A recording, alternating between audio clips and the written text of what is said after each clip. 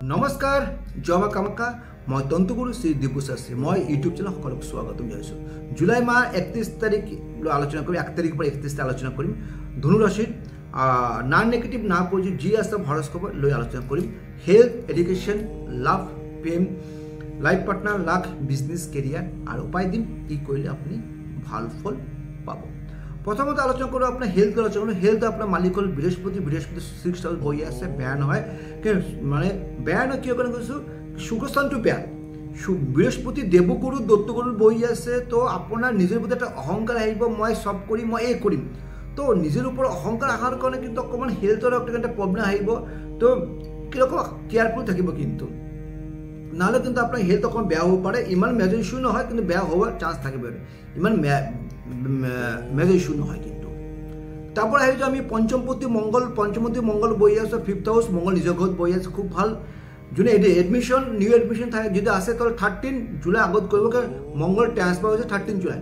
তো 6 হাউস আহিব, শুক্র মঙ্গল বৃহস্পতি কানেকশনে ভাল ফল নাই, কিন্তু বৃহস্পতি শুক্র ঘর বই থাকলে ভাল ফল নাই, এডুকেশন নিয়ে দেয়। তো যিকোনো এডমিশন থাকলে আপনি 13 আগত করব, ভাল ফল পাব। প্রেমের ক্ষেত্রে কৈ আছো, যদি ভাবি আছে আপনার খুব ভাল এভারেজ যাব, এই মালটা খুব ভাল নকো, 13 থাকলে এভারেজ ভাল থাকিব, 13 পিছিয়ে অকমান এভারেজ থাকিব। কিন্তু 4 নম্বর ঘরে রাহু থাকার কারণে কিন্তু আপনার মাতৃস্থান যা ধনু রাশি তার মাতৃস্থানে কিন্তু হেলথ ইস্যু থাকিব। আপনার সরু যদি ভাইটি বা ভন্টি থাকে আপনার কিন্তু হেলথ ইস্যু থাকিব, কিন্তু প্রবলেম থাকিব। তো এইখিনি কেয়ারফুল থাকিব, যদি এনেকা প্রবলেম হয় ডক্টর লগত আলোচনা করব, হেলথের কারণে ডক্টর দেখাব। আর প্রেমের ক্ষেত্রে কৈ আছো 13 যুগে ভাল, অকমান কেয়ারফুল থাকো, বেয়া নহয়। তারপরে লাইফ পার্টনার মালিক হলো আপনার হল বুধ বইছে 8 হাউস।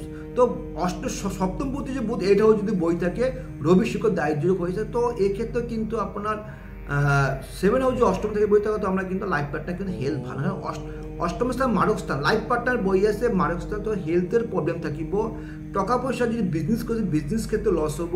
তো আপনার যদি ডেলি ইনকাম বিজনেস কি হয়, কিছুমান ডেলি ইনকাম কৰি আছে, ডেলি ইনকাম কৰতে এই মাহত কিন্তু অকমান লস হ'ব পাৰে, তো অকমান কেয়ারফুল থাকিব লাগে এই মাহ কিন্তু। তো কিন্তু 19 জুলাই যেতিয়া বুধ ট্রান্সফার হব, আপনার 9 হাউস আহিব, বুধ আবার 9 হাউস আহি আছে 11, যখন আপনার ভাগ্যপতি 7 হাউস ভাগ্যস্থান আহি আছে 19 জুলাই, তেতিয়াৰ পৰা কিন্তু আপনাৰ কিন্তু লাইফ পাৰ্টনাৰ হেলথও ভালো থাকিব, প্লাস আপনাৰ কাৰণে লাইফ পাৰ্টনাৰ ডেভেলপমেন্ট যোনে বিজনেস কৰি আছে বিজনেস ক্ষেত্ৰে প্ৰফিট পাব, তো ইনভেস্ট কৰিব পাৰে আপনার হল 19 জুলাই পাছত কিন্তু। তারপরে আহিছো আমি কেরিয়ার স্থান হল ভাগ্যপতি হল রবি বই আছে 7 হাউস, মানে ভাগ্য বই আছে আপনার কর্মস্থান, তো খুব ভাল। ভাগ্য যদি কম, তো আপনি ভাগ্য দ্বারা আপনি যদি আপনি কোনো বিজনেস যদি কোনো সার্ভিস কৰি আছে বা মই বিজনেস কিভাবে টাকা ইনভেস্ট কৰিব পাৰে, শেয়াৰ স্টক কৰিব পাৰে, অথবা যিকোনো বিজনেস কৰিব পাৰে, পাৰ্টনাৰশিপ বিজনেস কৰিব পাৰে। কিন্তু 16 জুলাই রবি ট্রান্সফার হয়ে আছে আপনার অষ্টম দেব, যিকোনো করব বিজনেস বা ইনভেস্ট করব বা যে নতুন বস্তু কিনিব, সব 16 জুলাই আগত কিনিব, নাহলে কিন্তু আপনার লস হয়ে যাব। কর্মস্থান মালিক হলো আপনার বুধ বয়স 8 হাউস, বারবার বুধ 8 হাউস বহার কারণে 8 হাউস স্থান তো হলো আপনার নিধন স্থান, দুস্থান। তো এক্ষেত্রে কিন্তু আপনার টাকা পয়সা কর্মক্ষেত্রে আপনার শত্রু বাড়ি আছে, কেন আপনার শত্রু স্থান বহি আছে, তো শত্রু বাড়িব, তো কেয়ারফুল থাকিব, কেন কেতু বহি আছে, কেয়ারফুল থাকিব, বেয়া নহয় কেয়ারফুল থাকো, ঠিক আছে। তারপরে আহিছো আমি হল আর উপায় দিয়ে আছো, এটা কি উপায় করলে আপনি ভাল ফল পাব।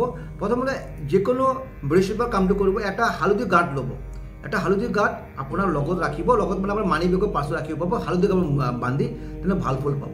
যদি মোর ভিডিও ভালো লাগে লাইক এন্ড শেয়ার কৰিব পাৰে।